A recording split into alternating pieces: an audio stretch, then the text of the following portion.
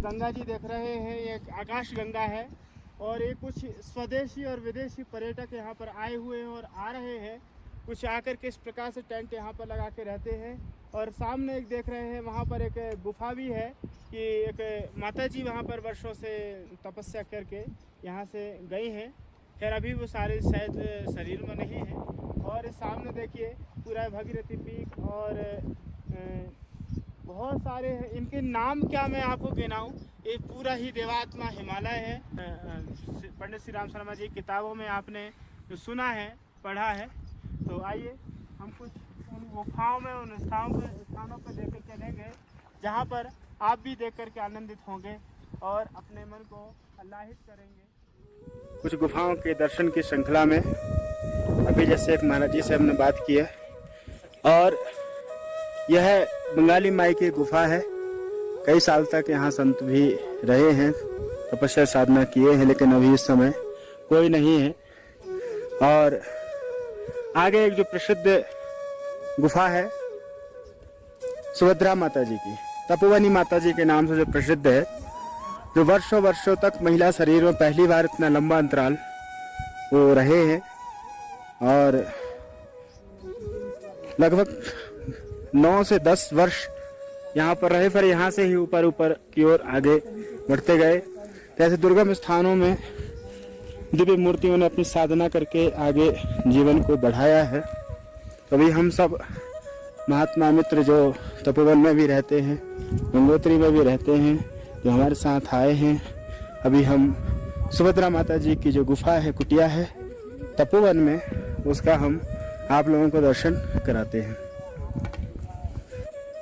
यह दुर्गम रास्ता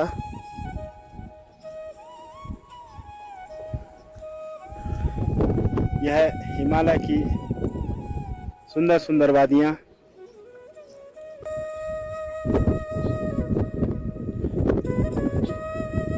यह शिवलिंग पर्वत सुभद्रा माता जी की गुफा के सामने और उसके ही बगल से भगीरथी पर्वत, भगीरथी पर्वत 1, भगीरथी पर्वत 2, भगीरथी पर्वत 3, ये 3 पर्वत श्रृंखलाएं। उनकी तलहटी पे हम यहाँ तपोवन तीर्थ क्षेत्र में, तपोवन यहाँ बहुत कम लोग यहाँ पर आ पाते हैं। तपोवनी माता जी के नाम से प्रसिद्ध माता सुभद्रा जी, जिनका शरीर अभी है नहीं, ब्रह्मलीन है और 62 वर्ष लगभग हमने सुना है कि हिमालय क्षेत्र में रहे हैं। तो आज आइए माता जी की गुफा के पास हम पहुंच चुके हैं। कितनी मेहनत से संत यहाँ पर साधना तपस्या करते थे और करते आए हैं और कर रहे हैं।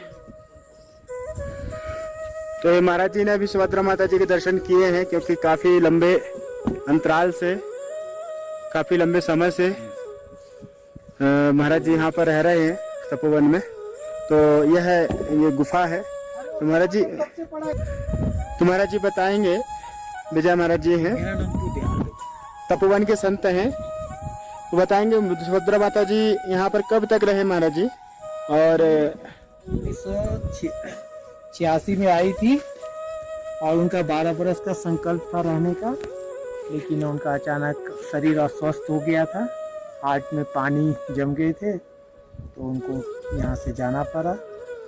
तो पूरी वो धराली में रही थी, धराली में भी अस्वस्थ रहती थी, बार बार उनको ऑक्सीजन लेना पड़ता था, ऐसा लेना पड़ता था। तो फिर गंगोरी में, और गंगोरी से फिर वो।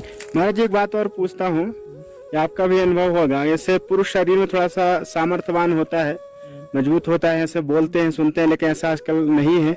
स्त्रियां भी अपने आप में समर्थ है, लेकिन स्त्री शरीर में पहले कभी कोई माता जी यहाँ पर आई? हाँ, लेकिन पूरी बरस रहने वाली कोई माता जी नहीं आई।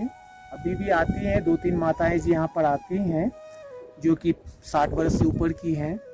एक जर्मन की माता जी हैं, वो तो इससे भी आगे सुंदरबन में रही हैं, और वो वृंदावन में गौशाला चलाती हैं, उनको पुरस्कार भी मिला है, राष्ट्रपति पुरस्कार।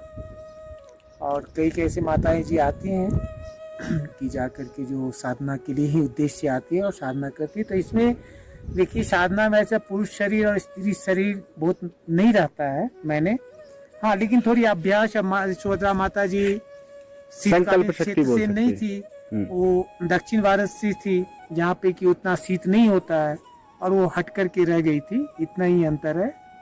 और वैसे अध्यात्म जीवन में ये स्त्री पुरुष का कोई ये नहीं है। जी जी महाराज।